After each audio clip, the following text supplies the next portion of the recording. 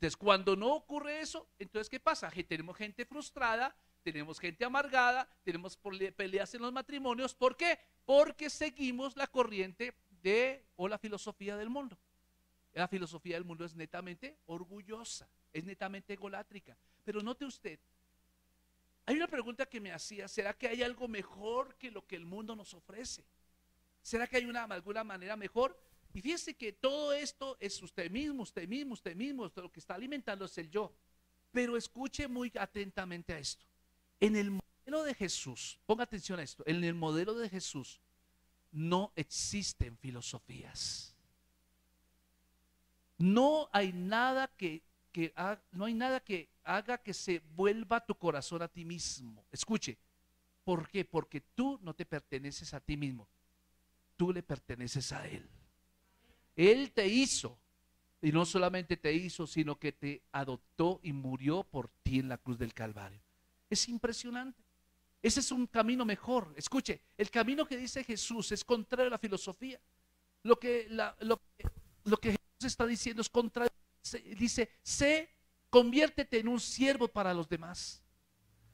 Él está diciendo, conviértete en un servidor para los demás. Y esto tal vez no lo puede entender cualquier persona, a menos que haya nacido de nuevo. Y fíjense que no es más.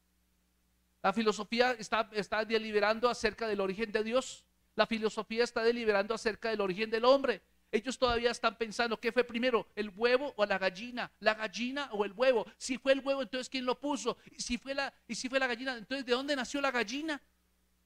Y nunca llegarán a un acuerdo, pero siempre todo llega a que tú te mires a ti mismo. Entonces Jesús está diciendo, esa no es mi filosofía. Mi filosofía es que tú aprendas a servir a los demás. Por eso Filipenses capítulo 2 versículo 3 decía, nada, diga conmigo, nada. Nada hagáis por contienda, nada hagáis por vanagloria. Antes bien, ¿cómo debe hacerlo? Con humildad, diga conmigo, humildad. Y estimando cada uno de los demás como superiores a él mismo, y no mirando cada uno lo suyo propio, sino cada cual también por lo de los de otros. Escuche, ¿qué significa esto? Miren su Biblia, por favor. Vuelva otra vez a poner sus ojos en el versículo 3. ¿Cuál es la primera palabra que usted encuentra en el versículo 3? Nada, diga conmigo, nada. ¿Qué es nada? Sencillo. Cuando uno mira la palabra del Señor, cada palabra tiene un significado muy interesante. Resulta que nada significa es no permitir que el egoísmo ni la vanidad te controlen a ti. Nada es eso. Que ni el egoísmo ni la vanagloria ni te tome control de ti mismo. Entonces, esto, lo que está diciendo el versículo 3 dice nada, o sea, ni la vanidad ni el egoísmo, ¿cierto? Deben tomar control de ti. Antes bien,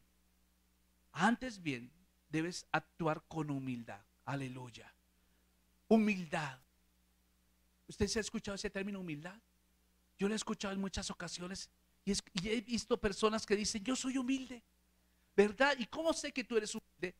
Pues porque ya lo dije. No, entonces si lo dijiste ya no eres humilde. Humilde, algunos dicen porque viven en un barrio pobre, porque viven en un rancho.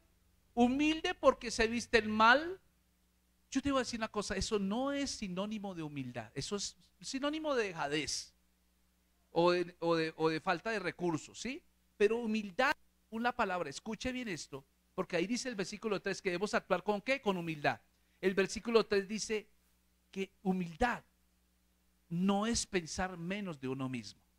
Repita conmigo, por favor. Humildad no es pensar menos de mí mismo, sino pensar menos en mí mismo.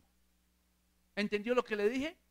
Humildad no es pensar menos de mí mismo, sino pensar menos en mí mismo. Entonces, cuando yo pienso menos en mí mismo, entonces empiezo a considerar a los demás más importantes que a mí. Empiezo a buscar maneras de ayudar. Empiezo a buscar maneras para estimular, para edificar, para animar a otra persona.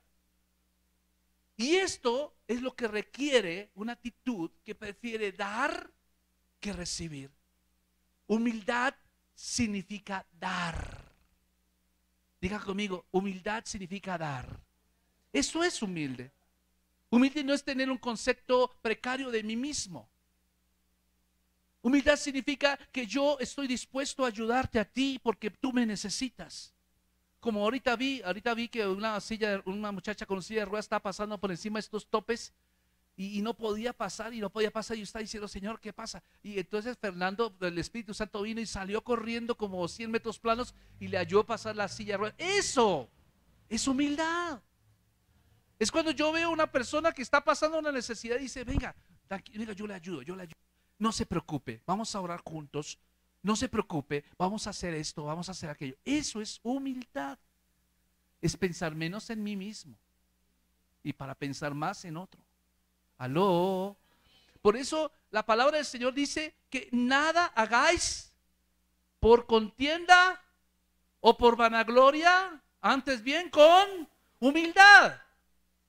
Por eso la humildad tiene algunas características. Si usted quiere saber si es humilde o no, vamos a mirar algunas características de la humildad. Porque la humildad es una actitud, es una manera de pensar preestablecida que contiene pensamientos continuos como los siguientes. Escuche.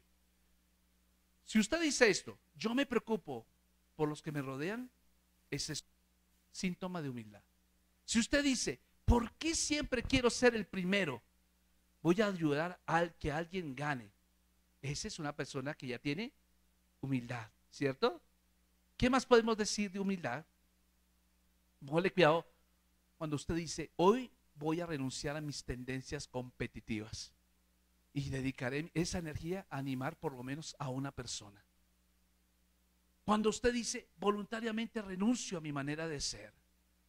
Señor, muéstrame cómo responderías a otras personas que has y luego haz que esto ocurra en mí. Eso es humildad. La humildad es cuando usted quiere servir a otro. Pero una persona orgullosa, una persona egoísta nunca será humilde, porque solo todo lo retiene, solo para pedir, solo para captar, pero nunca para dar. Ahora pregunto, ¿será que lo que estoy diciendo es bíblico o no? ¿Será que la Biblia tiene algunas muestras de esto? Vamos a ver si es verdad. En realidad, la Biblia estimula ampliamente este estilo de vida. Vamos a buscar algunos textos bíblicos, así que le voy a pedir el favor de que aliste su Biblia, porque vamos a buscar algunos pasajes bíblicos. El primer pasaje que quiero que busquen es Romanos capítulo 12, versículo 10. Romanos capítulo 12, versículo 10 al 13. Entonces, vean ustedes, yo quiero que ustedes miren algunas frases interesantes que el apóstol Pablo nos trae para decirnos que tenemos que haber cambiado nuestra manera de pensar. La filosofía del mundo lo único que te deja es problemas. Pero cuando tú actúas de acuerdo a la palabra de Dios, vas a tener algo y es que vas a disfrutar del bien de la tierra. ¿Qué dice Romanos 12, 10? Dice, amaos, diga conmigo, amaos los unos a los otros, con amor que fraternal en cuanto a honra. ¿Qué dice ahí? Prefiriéndoos los unos a los otros. Entonces, fíjense, ¿qué es lo que está diciendo Pablo? Pablo está diciendo, bueno, el primer mandamiento para ustedes que son nuevas criaturas en Cristo es que ustedes se van a caracterizar porque se aman unos a otros con amor de hermanos, fraternal, no con amor pasional. Y cuando está hablando de honra, porque el amor contiene honra también, ustedes la honra la van a demostrar prefiriendo al otro antes que usted. Vea el versículo 11. Nos da otra luz. Dice, en lo que requiere diligencia, no perezosos, fervientes en espíritu, sirviendo al Señor. ¿Qué es lo que está diciendo ahí? No perezosos, fervientes en espíritu, sirviendo ¿a quién? Al Señor. ¿Cómo es que puede uno servir al Señor? El Señor, uno le sirve, porque el Señor no necesita que le sirvamos, pero la manera en que uno le sirve al Señor es cuando usted ayuda al prójimo. Cuando usted visita una cárcel, cuando usted visita a un enfermo, cuando usted visita un hospital. Entonces, cuando usted visita, está visitando a Jesús. Aló, así lo dice Hebreos capítulo 13, ¿cierto? Porque estuve preso y me visitaste, estuve enfermo y me ayudaste. Entonces está diciendo, cuando has hecho alguna cosa a estos, lo has hecho a mí. Entonces, eso es tener servicio. Servir al Señor significa servir al prójimo. Pero luego dice, escuche bien esto, gozosos en la esperanza. ¿Cuál es la esperanza? La próxima venida de Jesús. sufridos en la tribulación, constantes en la oración. Y luego sigue el versículo 13 que dice, ¿con qué palabra empieza? Léala duro, por favor. Compartiendo, ¿para qué? Para las necesidades de los santos, practicando la hospitalidad. ¿A usted no le parece que esto va en contravía de lo que el mundo nos está vendiendo? Lo que las novelas nos venden, lo que la televisión, las películas nos está vendiendo. Ahora vaya conmigo a segunda carta a los Corintios 4:5 y vamos a mirar otro texto bíblico que dice que tenemos que ser servidores. Segunda Corintios 4:5. Segunda Corintios 4:5, ¿qué dice? Porque no nos predicamos a nosotros mismos. Diga conmigo, yo no me predico a mí mismo, sino a Jesucristo como Señor y a nosotros como vuestros siervos por amor a Jesús. Entonces, subraya la palabra vuestros siervos, porque ese es el mandato del Señor. Pablo, que era una persona estudiada, Pablo, que fue un discípulo de Gamaliel, que era el mejor rabino que hubo en toda Palestina, Pablo, que nació en la ciudad de Tarso, una provincia romana, por lo tanto adquirió ciudadanía romana, fariseo de fariseos, una persona con todos los pergaminos, con todos los títulos, con todos los cartones, viene y nos dice que tenemos que servirle a otros por amor a Jesús. Ahora sigamos leyendo lo que Pablo dice, 2 Corintios 5:14. 2 Corintios 5:14. ¿Qué dice la Biblia? ¿Lo tiene ahí? 2 Corintios 5:14. Cuando lo encuentren digan amén. Eso, vamos a ver. Dice, lea conmigo, porque el amor de Cristo nos constriñe, es decir, nos convence, pensando esto, que si uno murió por todos, luego todos murieron. Ahora lea el 15 conmigo, dice, y por todos murió para los que viven, para que los que viven. ¿Cuántos viven acá? ¿Cuántos están con vida? Si usted está con vida, diga amén. Eso quiere decir que estoy hablando al público correcto. Dice, para que los que viven, diga conmigo, ya no vivan para sí, sino para aquel que murió y resucitó por ellos. Es decir, que cuando tú recibiste a Cristo en el corazón, ya tú no vives para ti, porque ya tú moriste. Tú ya estás muerto. Ahora, ¿quién vive dentro de ti? Ahora vive dentro de ti Jesucristo de Nazaret. Entonces, como Cristo vive en ti, ya no vives para ti, sino vives para Cristo. Y vivir para Cristo es servir para otros. Ahora, vaya conmigo a Gálatas 5:13. Gálatas 5:13. ¿Sus Biblias? Ahí hay una Biblia, cojan esa. Sus Biblias, mamis, cojan la Biblia. Yo quiero que anoten, y ojalá trajeran cuadernito todos para que anoten. Gálatas 5:13. ¿Qué dice la Biblia en Gálatas 5:13? ¿Lo tienes ahí? Dice, porque vosotros, hermanos, a libertad fuisteis llamados. Solamente que no uséis la libertad como ocasión para la carne, sino para qué se usa la libertad. Léalo ahí, ¿qué dice? Sino servíos por amor los unos a los otros. En sí, ¿en qué consiste ser cristiano, hermanos? El ser cristiano consiste en querer servir a otros. Amén. Vaya conmigo a 1 Tesalonicenses 2:7. 1 Tesalonicenses 7 y luego pasamos a 5:11. 1 Tesalonicenses 2:7. ¿Qué dice la Biblia? Busque la Biblia, por favor. No se quede pasmado ahí, porque usted se confía en su memoria grande, la memoria grande lo va a traicionar. Si usted trae marcadores, trae su Biblia y trae un cuaderno, usted le va a meter un gol a su falta de memoria. ¿Qué dice 1 Tesalonicenses 2:7? Dice, antes fuimos tiernos entre vosotros, como una nodriza que cuida con ternura a sus propios hijos. Tan grande es nuestro afecto por vosotros, que hubiéramos querido entregaros no solo el evangelio de Dios, sino nuestras propias vidas, porque habéis llegado a sernos muy queridos. ¿Y lo que está diciendo Pablo ahí? ¿Qué fue Pablo para los tesalonicenses? Él fue tierno. Oye, para ser uno tierno, ¿sabe qué se necesita? Dar. O sea, ese hombre daba. Porque una manera de expresar ternura es dar. ¿Y qué más hizo? Dice que mostró afecto. Mostró afecto. Pero luego pásese a 1 Tesalonicenses 5:11. Y vamos a encontrar algo que Pablo le está diciendo a los tesalonicenses que tienen que hacer. Ahora, ¿por qué Pablo cree que la gente le va a obedecer? Sencillo, porque ahí está diciendo que él lo hizo. O sea, él se pone como ejemplo para que otros lo imiten a él. ¿Me hago entender? ¿Qué dice 1 Tesalonicenses 5:11? ¿Qué dice? ¿Qué dice? ¿Lo encontraron?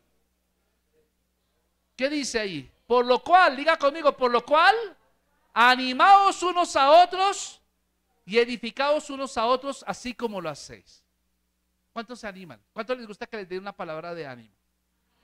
¿A usted le gusta recibir palabra de ánimo? Pero es mejor darla. No nos acostumbremos a solo recibir. ¿Por qué razón? Porque si usted solamente se acostumbra a recibir, entonces es mejor dar que recibir.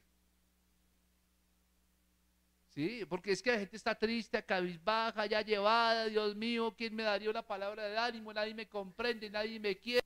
Soy una cucaracha en esta naturaleza. No, la mejor manera de usted salir de un estado depresivo es animando a otros. Y va a encontrar que siempre el mismo Señor lo va a consolar a usted mismo. Amén. Ahora, vean ustedes, por favor, Hebreos 10:24. Hebreos 10:24, ¿qué dice la Biblia? Hebreos 10:24. ¿Lo encontró? ¿Qué dice? ¿Qué dice Hebreos 10:24? Dice, y considerémonos unos a otros para estimularnos al amor y a las buenas obras. Entonces, ¿cómo es que un cristiano puede llegar a ser fructífero? Cuando está alentando a otros. Realmente el Señor nos puso fue a servir, muchachos, y a dar, no a recibir. ¿Cuál es el problema que tenemos hoy en día dentro del cristianismo? Que nuestras oraciones son egoístas. Venimos a la iglesia solo a pedirle al Señor, Señor, dame, ayúdame, bríndame, sáname, provéeme, todo, pero muy poco oramos por el prójimo. Muy poco oramos por los que todavía no conocen a Cristo. O sea, solo nos sentamos en nosotros. ¿Qué ha pasado? No ha pasado nada. Cuando una persona recibe a Cristo en el corazón, lo primero que hace es pensar en otros. ¿Cierto? Está preocupado por otros. Esa es una persona con humildad. Ahora, fíjese que Pablo nos muestra algo interesante y es que en 1 Corintios 2:3, 1 Corintios 2:3, él da su ejemplo de cómo mostraba su humildad, porque Pablo tenía motivos suficientes para ser orgulloso. Pablo tenía motivos suficientes para ser arrogante, pero él dice, no, yo no lo voy a hacer de esa manera. Y vea cómo da testimonio, 1 Corintios, ¿qué es lo que dije? 1 Corintios 2:3, ¿qué dice? Y estuve entre vosotros, ¿cómo? ¿Cómo se mostró Pablo?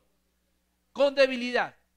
O sea, Pablo no fue el que presumió, yo estudié con Gamaliel, yo soy ciudadano romano, vean mi visa, vean mis pasaportes, vean mis cartones. No, él cuando va a predicar de Jesús lo hizo con debilidad y con mucho temor y temblor. ¿Por qué? Porque él está diciendo, la gloria no es para mi Señor, la gloria es para ti. Y dice, y ni mi palabra, lean conmigo el versículo 4, ¿qué dice? Y ni mi palabra y ni mi predicación fue con palabras persuasivas de humana sabiduría. O sea, él no estaba utilizando la filosofía. Porque la filosofía tiende a llevarte al orgullo. O sea, él no estaba utilizando sus cartones. Él está diciendo, sino con demostración del espíritu y de poder, para que vuestra fe no esté fundada en la sabiduría de los hombres, sino en el poder de Dios. O sea, si él no lo hace así, entonces la gente empieza a mirar, poner sus ojos en Pablo. Y entonces dice Pablito para arriba y Pablito para abajo y San Pablo y esto. Y eso es lo que le pasó a la iglesia tradicional. La iglesia tradicional puso sus ojos en el hombre y hasta los beatifican, ¿sí o no? San Marcos, no sé qué, San Teodoro, San Crispino, San de todo. Hay todos los santos que usted pueda pensar. ¿Por qué? Porque pusieron sus ojos, pero ellos no pueden hacer nada. Nuestros ojos deben estar puestos en el Señor. Tal vez usted está pensando, tal vez usted esté pensando que la Biblia está alentando un espíritu de inferioridad, porque solamente le hemos leído, sirve a otro, sirve a otro, sirve a otro. Pero déjeme decirte que la Biblia no está alentando un espíritu de inferioridad. Leamos 2 Corintios 11:5. 2 Corintios 11:5 y luego el 12:11. Y póngale cuidado lo que dice Pablo aquí. Y pienso, Pablo está diciendo, y pienso que nada he sido inferior a aquellos grandes apóstoles. O sea, Pablo, por un lado, está diciendo, hay que servir, hay que tener un espíritu de temor, hay que tener un espíritu de servicio, pero esto no significa que te pisoteen.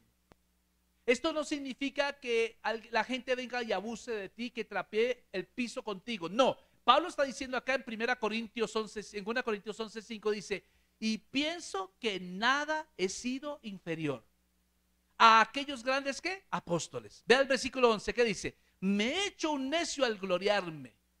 Vosotros me obligasteis a ello, pues yo debía ser alabado por vosotros, porque nada he sido menos que aquellos grandes apóstoles, aunque nada soy. Eso dice 2 Corintios 12:11. En pocas palabras, mis amados hermanos, ¿qué es la verdadera humildad? ¿En qué consiste la verdadera humildad? La verdadera humildad no es confundirse con la incompetencia, por favor. La verdadera humildad no es decir yo vivo en un barrio pobre, soy humilde porque no tengo plata. No, eso no es humildad, eso es orgullo. Porque si usted está diciendo eso es orgulloso, humilde es el que quiere servir a otros. Amén. Humilde no es aquel que se considera menos digno que otros. Pablo no se consideró menos digno que otros. Si se da cuenta que ahí está diciendo 2 Corintios, él no dice yo no he sido inferior a nadie. Él no dice porque nada he sido menos que aquellos grandes apóstoles. Entonces, notemos algo interesante. Dios quiere que tú empieces a desarrollar humildad. Yo creería que el título de esta enseñanza es la humildad. La humildad no es considerarse menos, es querer servir a otros, es querer dar, es quitarse el pan de la boca para dárselo al otro. Eso es ser humilde. Eso es ser humilde. No sé si nos falta mucho para la humildad. ¿Usted qué considera? ¿Nos falta mucho para la humildad? Solamente Dios puede hacer que eso sea una realidad en tu vida. Ponte de pie. Y vas a decir a papá en esta mañana que tú quieres tener esa humildad.